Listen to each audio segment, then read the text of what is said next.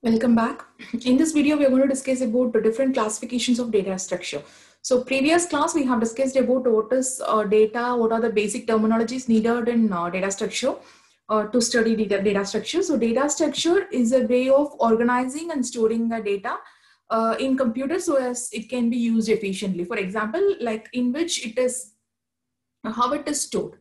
Okay, for different applications, different kinds of data can be taken. For example, when you are taking an student database, it is of a linear data structure. I have some n number of students, all the details are arranged one one to another. Okay, so when I am just going to take a graphical location of some 10 cities, so it can be represented only in graph structure.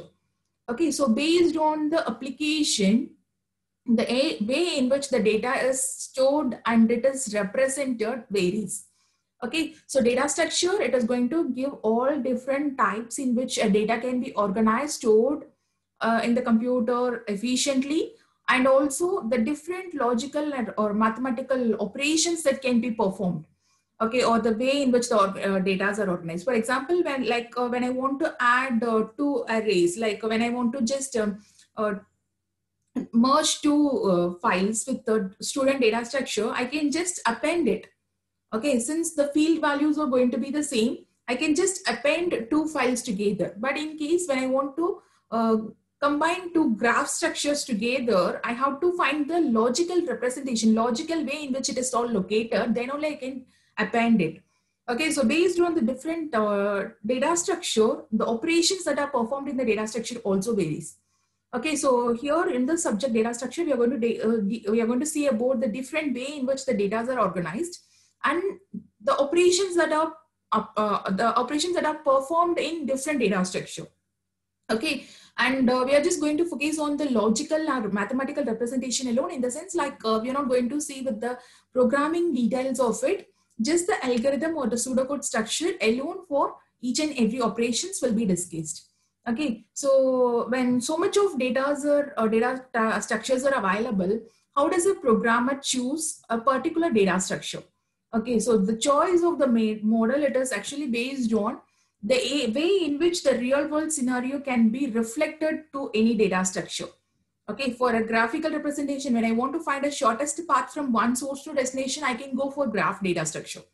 Okay, so when the real world entity, when it can be directly mapped, we can use that. And also which data structure actually efficiently use that. Okay, so whenever we are using some operations, the efficiency of algorithm is also important. So when by using two different data structure, when I can perform the operations, but by both of the data structure, I have to choose which one is best. So that is based on the complexity or the efficiency of the algorithm that is performed.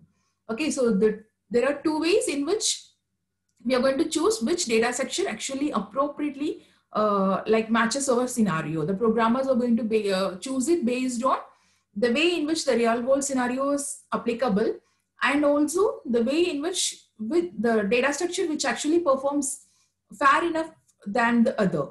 Okay, which is more reflected, it is more efficient than other. Okay, so coming to the classifications of data structure, in basic kind of data structure, like there are two ways in which it is categorized. One is primitive data structure and another one is non-primitive data structure. A primitive one is one where it is all used in the programming. Okay, in the real world programming, we use integer data type, real, character, and Boolean, right? So these also comes under data structure, and these are all the basic kind of data structure. And non-primitive data structures are split into two types. One is a linear structure and non-linear structure. A linear structure is one where the data are stored in sequence, not stored in sequence, it is represented in sequence. For example, we have arrays, linked list, stack and queue in it. Whereas non-linear data structure is one where the data are not represented in linear way, it is scattered. Okay, so we have two types of data structure in it. One is tree and graph. Okay, so we'll see one by one. Array, we already know, we have already done some programming. So arrays consist of similar data elements and everything is arranged in a consecutive memory location.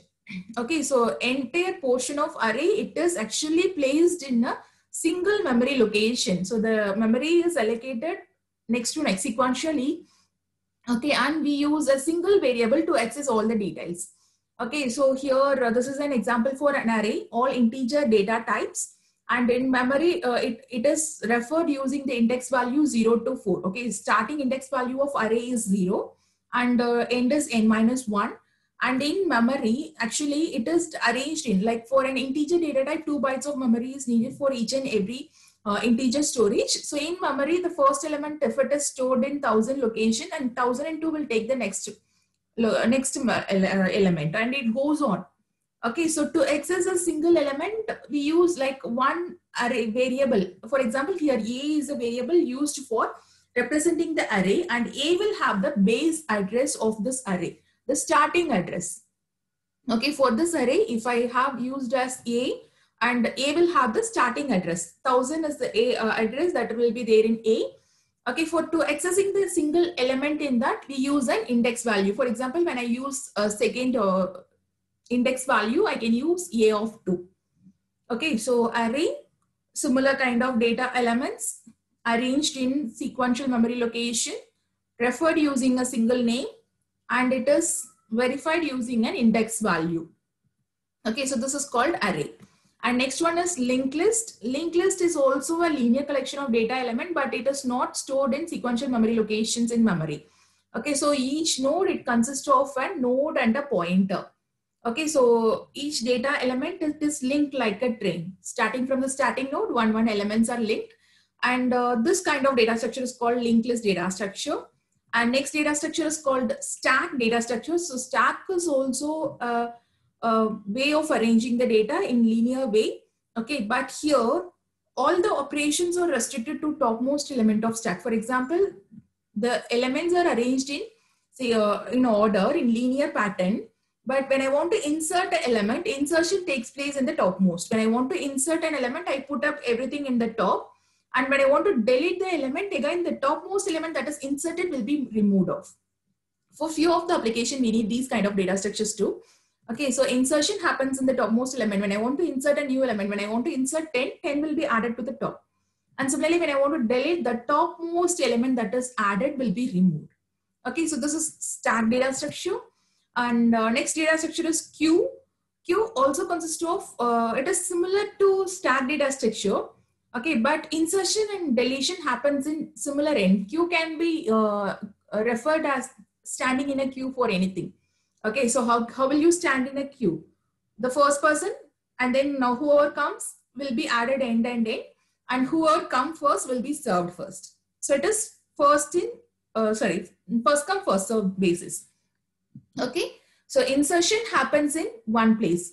When I want to insert, I will insert it at the end, and when I want to delete it, delete the firstly inserted element.